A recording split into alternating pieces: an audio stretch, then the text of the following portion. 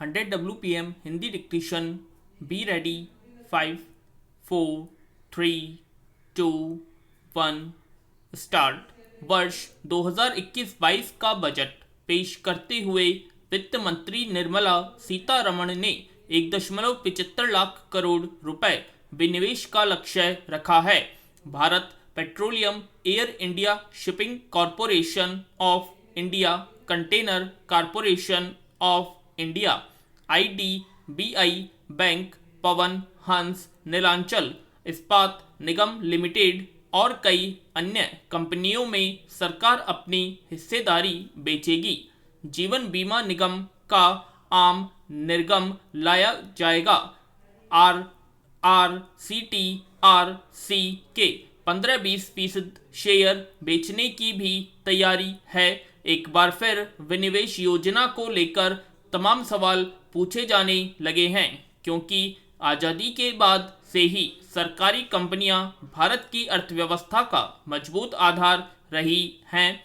सरकारी कंपनियों से सरकार को सालाना करीब 1.5 लाख करोड़ रुपए का शुद्ध मुनाफा होता है। बजट भाषण में वित्त मंत्री ने माना कि इस साल का राजकोषीय घाटा सकल घरेलू उत्पाद के 9.5% के बराबर रह सकता है, जिसे 6.8% लाने का लक्ष्य रखा गया है। सरकार के सामने राजकोषीय घाटे को कम करने की, अर्थव्यवस्था के विकास दर को तेजी करने की दोहरी चुनौती है। पैरा। वर्ष 1991 के आर्थिक सुधारों के बाद से सरकारी कंपनियों का वर्चस्व बाजार में लगातार घटता जा रहा है। वर्ष 2014 में NDA सरकार आने के बाद सरकारी कंपनियों की बाजार में हिस्सेदारी 36% घट गई है। सरकार ने 121 से ज़्यादा कंपनियों में अपनी हिस्सेदारी बेची है और इससे करीब 3.5 लाख करोड़ रुपए की कमाई की है। जब सरकार किसी सार्वजनिक क्षेत्र की कंपनी में अपनी कुछ हिस्सेदारी बेचती है तो इसे विनिवेश या डिसइन्वेस्टमेंट कहते हैं। इसी नीति पर चलते हुए सरकार ने 2020-21 के लिए देश के 23 सार्वजनिक उपक्रमों में रिकॉर्ड 2.10 लाख करोड़ रुपए के विनिवेश का लक्ष्य रखा था। हालांकि जनवरी तक सरकार महज 19,000 करोड़ रुपए ही जुटा सकी है। केंद्रीय वित्त मंत्री का तर्क है कि सरकार ऐसे समय में सार्वजनिक क्षेत्र की कंपनियों में हिस्सेदारी बेचना चाहती है जब उसे इसका सही मूल्य प्राप्त हो। दरअसल आज़ादी मिलने के बाद प्रमुख रणनीतिक क्षेत्रों में सार्वजनिक क्षेत्र के उपक्रमों की स्थापना जरूर मानी गई। इससे 1950 के बाद भारतीय आर्थिक, सामाजिक और राजनीतिक परिवेश में अच्छे बदलाव हुए। सरकार का मानना है कि PSU के उद्देश्य सीमित रह गए हैं। अर्थव्यवस्था को गति प्रदान करने के लिए विनिवेश और निजीकरण जरूरी है। यहीं तक देते हुए वित्त वर्ष 2019-20 के बजट में वित्त मंत्री ने गैर वित्तीय सार्वजनिक कंपनियों में हिस्सेदारी को 51% से कम करने की बात कही थी। पैरा। अधिकांश PSU में तकनीक के नवीनीकरण के अभाव में संचालन खर्चीला है। कई कंपनियों के घाटे के कारण उनमें भूमि के अतिरिक्त बहुत ही कम संपत्ति बची है। भारत पेट्रोलियम कॉरपोरेशन लिमिटेड विनिवेश सूची की महत्वपूर्ण कंपनी है। तर्क है कि अभी इसकी आर्थिक स्थिति बहुत ही अच्छी है, परंतु देश में खनिज तेल के क्षेत्र में स्थानीय और विदेशी निजी कंपनियों की बढ़ती सक्रियता के कारण भविष्य में BPCL के शेयरों में गिरावट आ सकती है। इसका सौदा जून तक, जबकि जीवन बीमा का आईपीओ दिसंबर से पहले आ सकता है। भारत पेट्रोलियम में सरकार की 53% हिस्सेदारी है, जिसकी कीमत करीब 40,000 करोड़ रुपए है। जीवन बीमा का अगर 10% भी आईपीओ लाया जाता है तो इसकी कीमत करीब 80,000 करोड़ रुपए होगी। दरअसल सरकार द्वारा विनिवेश के लिए सूचीबद्ध 23 सार्वजनिक उपक्रमों में केवल 4 या 5 के लिए अच्छे ग्राहक और उपयुक्त मूल्य प्राप्त होने का अनुमान है। कोविड-19 महामारी के कारण देश में औद्योगिक और अन्य क्षेत्रों में हुई आर्थिक गिरावट के कारण सरकार के लिए पीएसयू के विनिवेश से आय का लक्ष्य प्राप्त करना आसान नहीं होगा। विनिवेश के लिए निर्धारित सरकारी कंपनियों की सूची में एयर इंडिया को भी शामिल किया गया है। हालांकि एयर इंडिया जैसी बड़ी कंपनी का एक ही बार में विनिवेश बहुत ही कठिन हो रहा है।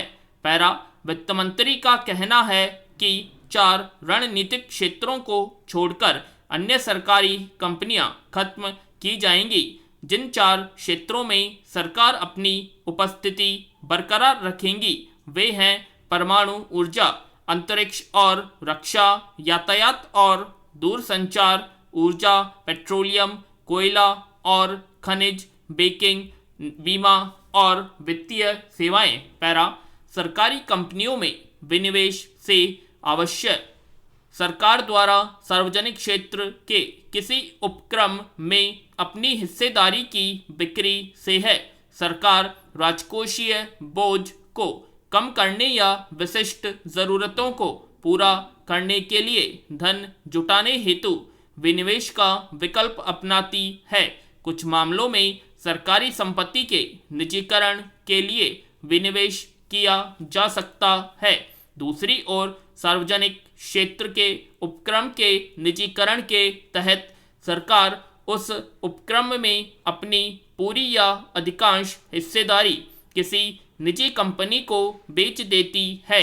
इन दोनों कदमों के उद्देश्य बताए जाते हैं: राजकोषीय बोझ घटाना, सार्वजनिक वित्त में सुधार, निजी स्वामित्व को प्रोत्साहित करना, विकास के लिए वित्त का प्रबंध, बाजार में प्रतिस्पर्धा को बढ़ाया।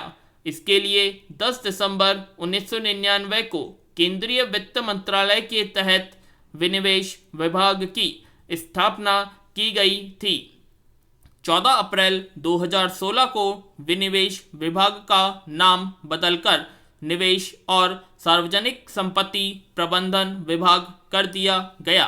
पैरा जिसकी कीमत भारतीय मूल की अमेरिकी उपराष्ट्रपति कमला हैरिस की भांजी मीना एशले हैरिस ने भारत में किसान आंदोलन का समर्थन किया तो एक घड़े के गुस्से का शिकार हो गई। अब उन्होंने पलटवार किया है। पेशे से वकील मीना लेखिका के तौर पर भी अमेरिका में काफ़ी मशहूर हैं। उन्होंने हाल ही में किसान आंदोलन के समर्थन में ट्वीट किया और उसके बाद वह भारतीय सोशल मीडिया उपभोक्ताओं के एक बड़े से निशाने पर आ गई हैं। हालांकि उन्होंने फिर मजबूती से पलटवार किया और ट्विटर पर लिखा, मैं डरूंगी नहीं और चुप नहीं रहूंगी। दरअसल इससे पहले उन्होंने ट्वीट किया था, यह इत्तेफाक नहीं है कि दुनिया के सबसे पुराने लोकतंत्र पर एक महीने पहले हमला किया गया था और अभी दुनिया का सबसे बड़ा लोकतंत्र हमले का शिकार है। यह आपस में जुड़ा हुआ है। हम सभी को भारत में इंटरनेट बंदी और किसानों के खिलाफ असंवैधानिक बलों की हिंसा के खिलाफ गुस्सा होना चाहिए। इसके बाद उन्हें सोशल मीडिया पर खूब ट्रोल किया जाने लगा। मीना ने ट्रोल करने वालों को जो जवाब दिया वह अब और भी ज़्यादा वायरल हो रहा है। मीना ने एक तस्वीर भी जारी की जिसमें कुछ लोग उनका पोस्टर जला रहे हैं उन्होंने लिखा है, मैंने भारतीय किसानों के मानवाधिकारों के समर्थन में बोला और प्रतिक्रिया देखिए। उन्होंने इसके बाद फिर लिखा, अजीब लगता है जब आप एक कट्टरवादी भीड़ के हाथों में अपनी तस्वीर जलती देखते हैं, लेकिन सोचिए वे क्या करते अगर हम भारत में रहते। मैं बताती हूँ, मजदूरों के हक की लड़ाई लड़ रही 23 साल की नवदीप कौर को गिरफ्तार किया गया और पुलिस हिरासत में प्रताड़ित किया गया। यौन प्रताड़ना दी गई। उन्हें बिना जमानत 20 दिन से हिरासत में रखा गया है। पैरा, मीना कमला हैरिस की बहन माया की बेटी है।